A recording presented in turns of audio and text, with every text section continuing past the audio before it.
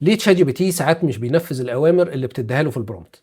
لو ده بيحصل معاك في بعض الأحيان فخلينا نشوف مع بعض إيه ممكن يكون السبب. من الأسباب اللي ممكن ما تاخدش بالك منها ويكون سبب في الموضوع ده هو التناقض أو التعارض في الأوامر. والتناقض ده ليه أشكال كتير، مش بس تناقض داخل البرومبت الواحد. وخلينا نمر عليهم بشكل سريع عشان ناخد فكرة عنهم ونقدر نتجنبهم. لما حصل معايا موضوع التناقض ده اكتر من مره سالت تشات جي بي تي عن اشكاله عشان اقدر افهم اكتر واقدر اتجنبهم. وتشات جي بي تي ادالي 10 انواع من التناقضات، وتحت كل نوع بعض الامثله، ووضح لي كل مثال مين الفائز والخاسر. وبعدين اداني قاعده نهائيه في اخر كل نوع تناقض عشان اقدر احفظها واحطها في الاعتبار في المستقبل. انا مش هتكلم عن كل النقاط والامثله بالتفصيل، ولكن هركز على النقاط اللي انا شايف انها ممكن تكون شائعه اكتر، وهوريك ملخص بالعشر انواع كلهم في الاخر. النوع الاول من التناقض هو التناقض في الاولويه. ولو تلاحظ هنا ان تشات جي بي تي بيقول لي ان اللي على يمين السهم هيبقى هو الفائز في التناقض ده، واللي على الشمال هو الخاسر. واول مثال هو حاله التناقض ما بين التعليمات وما بين طلب المستخدم اللي هو البرومبت. وفي الحالة دي التعليمات هي اللي هتفوز، وده معناه ان لو قلت له مثلا في التعليمات اعطيني دائما الجداول التحليلية ارقام فقط دون شرح، وكتبت في البرومبت اعطيني التحليلات مع الشرح، ساعتها مش هيدي اي شرح في النتيجة، لانه هيطبق اللي موجود في التعليمات وهيتجاهل اللي انت كتبته في البرومبت. والمثال الثاني بين قاعدة المعرفة والبرومبت، وساعتها قاعدة المعرفة هي اللي هتكسب. فعلى سبيل المثال لو عندك ملف لسياسة الشركة ومحمله في قاعدة المعرفة، وطلبت في البرومبت حاجة ضد سياسة الشركة، فساعتها تشات جي بي تي مش هيطبقها وهيلتزم باللي موجود في قاعدة المعرفة. المثال الثالث بين التعليمات وقاعدة المعرفة، وساعتها التعليمات هي اللي هتكسب.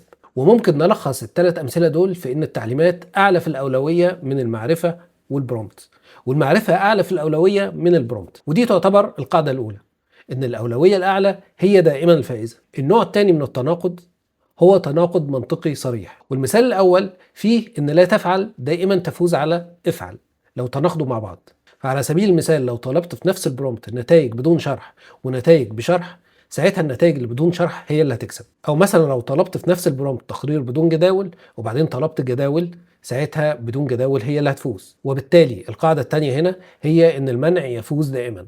فلما تشات جي بي تي يلاقيك قلت له في نفس البرومبت على نفس الحاجه افعل ولا تفعل، هينفذ لا تفعل، وهي قاعده المنع.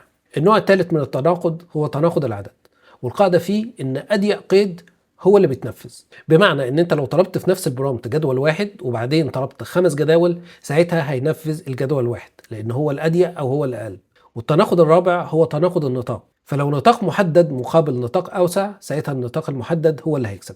فعلى سبيل المثال لو قلت له حلل هذا العمود فقط، لو ده تناقض مع حلل الملف كاملا، فتحليل العمود فقط هو اللي هيكسب. التناقض الخامس هو التناقض الزمني.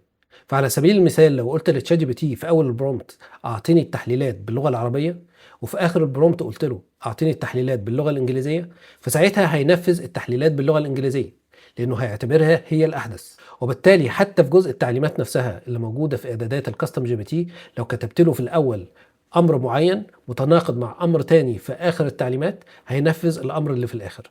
التناقض السادس هو تناقض الابداع مقابل الصرامه.